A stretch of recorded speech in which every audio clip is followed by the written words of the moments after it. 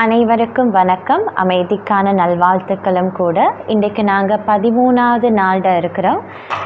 இன்றைக்கு நாங்கள் யோகாவில் என்ன பார்க்க போகிறோன்னா, நீரழிவு பிரச்சனைகளை தீர்த்துக்கொள்வது. யோகா பயிற்சி மூலமாக நீரழிவு பிரச்சனைகளை எப்படி தீர்த்துக்கொள்வதுங்கிறது நம்ம பார்ப்போம். சரி, இந்த நீரழிவு பிரச்சனையானது அதாவது வயது எல்லைக்கு அப்பாற்பட்டது. இப்போ சில பேருக்கு நம்ம பார்த்தோன்னா யங் அடல்ட்ஸுக்கு கூட அந்த பிரச்சனை வருது இல்லையா? ஸோ அவங்களும் இல்லைனா வயது முதிர்ந்தவங்களும் வயதானவங்களும் எப்படி இந்த பயிற்சியை செய்கிறதுன்னு நான் பார்ப்போம். நீரிழிவுக்கு நாங்கள் எடுத்துக்கொண்டோன்னா 2 பயிற்சி ரொம்ப ரொம்ப ரொம்ப முக்கியமான 2 பயிற்சி இருக்குது. இப்போ முதல் பயிற்சிக்கு பேர் நான் உங்களுக்கு சொல்லி காட்ட போகிறேன். இது ஒரு பேர் மந்துகாசனா. இப்போ நான் அமர்ந்திருக்கிற மாதிரியே அமர்ந்திருக்கணும். இப்போ நான் எப்படி அமர்ந்திருக்கிறேன்னா, என்னோடய ஆங்கிள்ஸில் குதிக்காலில் அமர்ந்திருக்கேன். இப்போ நான் என்ன பண்ணுறேன்னா, என்னோடய டோஸை இந்த மாதிரி ரிலாக்ஸ் பண்ணிக்கிட்டு இந்த மாதிரி குதிக்காலில் அமர்ந்திருக்கேன். சில பேருக்கு குதிக்கால் அமர்றது ரொம்ப கஷ்டமாக இருந்துச்சுன்னா, நீங்கள் என்ன பண்ண போகிறீங்க, டோஸை வச்சு குதிக்காலில் அமர்ந்து கொள்ள போகிறீங்க. அப்படி இல்லைன்னா உங்களுக்கு அதுவுமே கஷ்டம்னா, நாங்கள் லாஸ்ட் டைம் பார்த்தோம்ல, ப்ரீவியஸ் செஷன்ஸில் பார்த்தோம்ல, அந்த மாதிரி டவல் எடுத்து ரோல் பண்ணி ஒன்று முட்டிக்காலுக்கு, அதாவது முழங்காலுக்கு கீழே வைக்கலாம், இல்லைன்னா டோக்கு கீழே வைக்கலாம். டவலை ரோல் பண்ணிக்கொள்ளுங்க. சரி, இப்போ நாம் மந்துகாசனா பற்றி பார்க்கலாம். இது விடிய காலை நம்ம எழும்பினதுமே வெறும் வயிற்றில் செய்யக்கூடிய ஒரு பயிற்சி. அதாவது வயிறு எம்டியாக இருக்கணும் இந்த பயிற்சியை நாம் பண்ணும்போது. சரி, இப்போ நம்ம என்ன பண்ண போகிறோன்னா, நம்ம கையை எடுத்துக்க போகிறோம். கைகள் 2 எடுத்துக்க போகிறோம். இப்போ எங்களோட சின்ன விரல் இருக்குது தானே கைகளில், அந்த பக்கத்தை நம்ம அடி வயிற்றில் வச்சுக்கொள்ள போகிறோம். சின்ன விரலை அடி வயிற்றில் வச்சுக்கிட்டு இப்போ நல்லா மூச்சு எடுத்துக்கொள்கிறோம். மூச்சை வெளிவிட்டு நம்ம ஃபார்வர்ட் பெண்டிங் மாதிரி பண்ணிக்கொள்ள போகிறோம். பாருங்கள். ஸோ நான் இப்போ மூச்சை வெளிவிட்டு ஃபார்வர்ட் பெண்டிங் மாதிரி பண்ணிக்கிறேன். ஸோ இங்கே நான் ரீச் பண்ணதுக்கப்புறம் நான் அதாவது நார்மல் இல்லை, அதாவது சாதாரணமாக நான் எப்படி மூச்சு எடுத்து விடுவேனோ அந்த மாதிரி நான் எடுத்துக்கிறேன். இப்போ அதே மாதிரி நம்ம ரிலீஸ் பண்ணும்போது என்ன செய்வோம், மூச்சு எடுத்து மூச்சை விட்டு, அதாவது விட்டு நீங்கள் இந்த மாதிரி ஸ்ட்ரெச் பண்ணி கொள்கிறீங்க. இது விடிய காலையில் செய்யக்கூடிய ஒரு மிக நல்ல ஒரு பயிற்சி. நான் திரும்பியுமே உங்களுக்கு செஞ்சு காட்டுறேன். சின்ன கைவிரல் இருக்கு இல்லையா, அந்த பக்கத்தை நம்ம இந்த மாதிரி அடி வயிற்றில் வச்சுக்கணும். ஸோ வச்சுக்கிட்டு இந்த மாதிரி நல்லா மூச்செடுத்து மூச்சை வெளிவிட்டுக்கிண்டு இந்த மாதிரி ஸ்லைட்டஸ்ட் ஃபார்வர்ட் பெண்டிங்னு நம்ம இதை சொல்லுவோம். பெண்ட் பண்ணிக்கிறீங்க. இப்போ மறுபடியும் மூச்சு எடுத்துக்கொள்ளுங்க.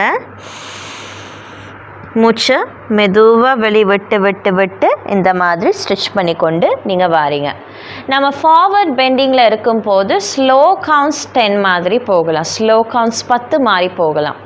ஸ்லோ கவுண்ட்ஸ்னால் இது 1 2 3 4 5 அந்த மாதிரி கிடையாது. ஸ்லோ கவுண்ட்ஸ்னால் 1 2 3 அந்த மாதிரி ரிதமிக்காக போகணும் ஸ்லோ கவுண்ட்ஸ்.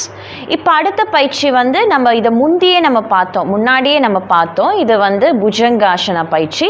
இதை நம்ம இன்றைக்கு கூட நம்ம இதை பார்த்துருப்போம். அதாவது ஸ்பைனல் எப்படி ஸ்ட்ரென்த் பண்ணிக்கொள்கிற அந்த இதில் இருக்குது. இது சுகருக்கு, அதாவது நீரழிவுக்கு ரொம்பவே நல்ல ஒரு பயிற்சி. இப்போ நான் அதை பண்ணி காட்டுறேன். இதோடு நான் இன்னொரு போஸ்டரை கம்பைன் பண்ணிக்கொள்கிறேன். இதுக்கு பேர் தான் மவுண்டன் சொல்லுவோம். நீங்கள் சன்ஸ்கிருதத்தில் எடுத்திங்கன்னா இதுக்கு பேர் பரிவர்த்தாசனான்னு சொல்லுவாங்க. பட் இந்த காலத்தில் இதை டவுன்வர்ட் ஃபேஸிங் டாக்னு அழைக்கப்படுது. பட் இதை நீங்கள் ஒரு 10 இயர்ஸ் இல்லைன்னா 15 இயர்ஸ் அகோ மாதிரி எடுத்திங்கன்னா பரிவர்த்தாசனா தான் இதோட ஒரிஜினல் பேர். இப்போ நான் உங்களுக்கு பண்ணி காட்டுறேன். இது ரொம்பவே லேஸு. இதை இலகுவான முறையில் எப்படி பண்ணுறது, இல்லைனா ஃப்ளெக்சிபிள் இருக்கிறவங்க கூட எப்படி பண்ணுறதுன்னு நான் 2 விதமாக சொல்லி காட்டுறேன். ஃபஸ்ட்டு ஃப்ளெக்சிபிள், கொஞ்சம் நம்ம உடம்புல ஃப்ளெக்சிபிள் இருக்குது, நம்ம பண்ணிக்கலாங்கிறவங்களுக்கு இந்த பயிற்சி. கையை நான் முன்னாடி ஸ்ட்ரெச் பண்ணி வச்சுக்கிட்டு இந்த மாதிரி தொடையை நான் கீழே வச்சுக்கொண்டு ஸ்பைனை ஸ்ட்ரெச் பண்ணிக்கொள்கிறேன். இப்போ அப்படியே நான் தொடையை கொஞ்சம் தூக்கி கொண்டு டோஸை கீழே வச்சு மவுண்டன்னா என்ன?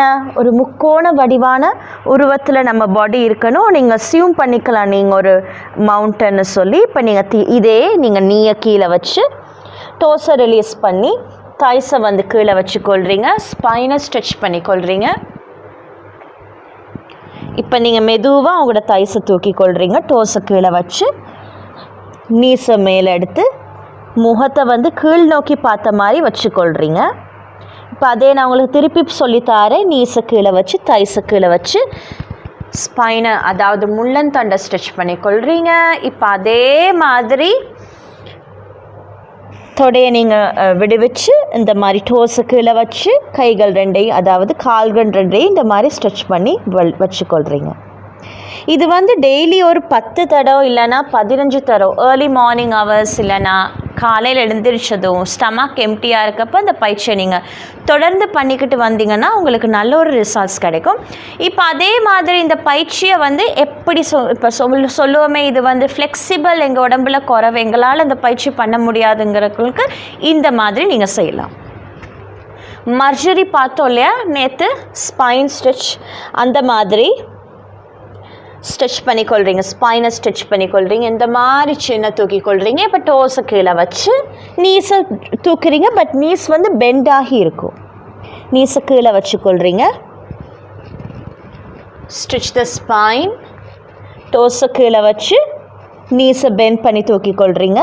இப்போ அதே நான் திருப்பி பண்ணி காட்டுறேன். நீஸை கீழே வச்சு ஸ்பைனை ஸ்ட்ரெச் பண்ணிக்கொள்கிறீங்க, டோஸை கீழே வச்சு நீஸை பெண்ட் பண்ண மாதிரி தூக்கிக்கொள்கிறீங்க. அவ்வளவு தான். இதுவுமே நீங்கள் ஒரு 10 to 15 டைம்ஸ் மாதிரி பண்ணிட்டு வந்தீங்கன்னா உங்களுக்கு நல்ல ஒரு ரிசல்ட்ஸ் டெய்லி நீங்கள் பண்ணணும், உங்களுக்கு நல்ல ஒரு ரிசல்ட்ஸ் கிடைக்கும். சரியா? இந்த 2 பயிற்சியுமே மிக மிக நல்லது. எதுக்கு? நம்ம நீரழிவு நோயை குணப்படுத்துறதுக்கு. ஹீலிங் மெக்கானிசம்னு சொல்லுவாங்க இல்லையா, நம்மளே குணப்படுத்திக்கலாம். சில சந்தர்ப்பங்களில் நாங்களே எங்களோட பாடி எங்களை ஹீலிங் மெக்கானிசம் மூலமாகவே நம்ம குணப்படுத்தி கொள்ளலாம். ஸோ அந்த விதத்தில் இந்த பயிற்சிகள் எல்லாம் உங்களுக்கு உதவும் உங்களை நீங்களே குணப்படுத்துறதுக்கு. சரி, இப்போ அடுத்து நம்ம யூஸ்வலாக நம்ம பார்க்க போகிற மாதிரி தியான பயிற்சியை மேற்கொள்வோம். இப்போ எங்களுக்கு நல்லாவே தெரியும் தியானம் வந்து எங்களது மனதை நல்ல அதை ஒருமுகப்படுத்தி வச்சிருக்கிறதுக்கு ரொம்பவே உதவும். அதே மாதிரி மன ஒருமுகப்பட்டால் மட்டுமே எங்களது உடலும் ஆரோக்கியமாக இருக்குங்கிறது அது எல்லாருக்குமே தெரிஞ்ச ஒரு விஷயம். ஏன்னா நாங்கள் அந்த பயிற்சியை நம்ம தொடர்ந்து பண்ணிக்கிட்டு வரோம் இல்லையா.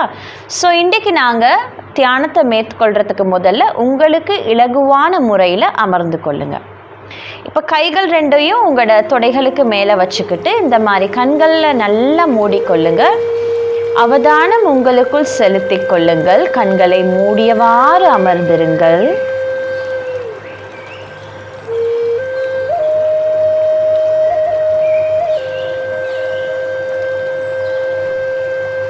அவதானம் உங்களுக்குள் இருக்கட்டும்.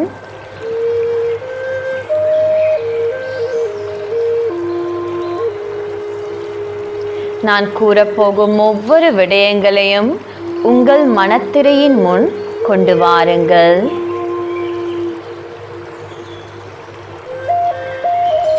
நான் மிக கருணை உணர்வு மிக்கவன்.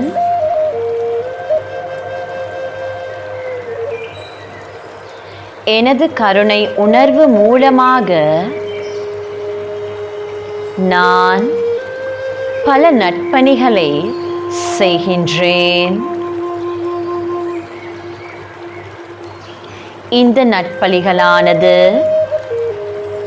என்னையும் பிறரையும் முன்னேற்றுவதற்கான பணிகளில் ஒன்றாகும்.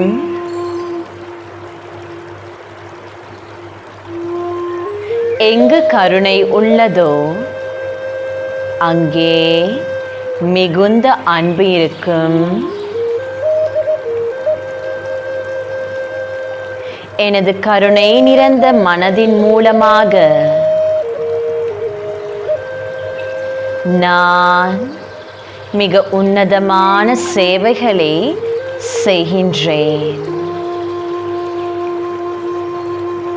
எனது கருணை உணர்வானது என்னையும் பிறரையும் சுற்றுச்சூழலையும் மிக நல்லதொன்றாக மாற்றி அமைக்கின்றது.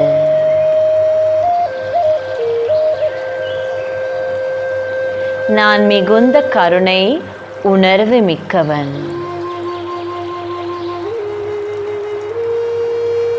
எனது உடலையும் மனதையும் மிக லேசாக வைத்துக் கொள்கின்றேன். இப்பொழுது நாங்கள் எங்கள் கைவிரல்களுக்கு மிக மெல்லியோர் அசைவை கொடுத்து கொண்டு கண்களை திறந்து கொள்கின்றோம். ஸோ மிக்க நன்றி இன்றைக்கு நீங்கள் செஷனில் பார்ட்டிசிபேட் பண்ணதுக்கு. ஸோ இன்றைக்கு உங்களுக்கு ஒரு பெனிஃபிட், உங்களுக்கு ஒரு நன்மை கிடைச்சிருக்குன்னு நான் நினைக்கிறேன். இந்த பயிற்சியை நீங்கள் தொடர்ந்தே பண்ணிட்டு வாங்க, உங்களுக்கு ஒரு நல்ல ரிசல்ட்ஸ், நல்ல ஒரு பலன் கிடைக்கும். நன்றி. உங்களை நான் அடுத்த நாள் 14வது நாளில் உங்களை சந்திக்கிறேன். நன்றி.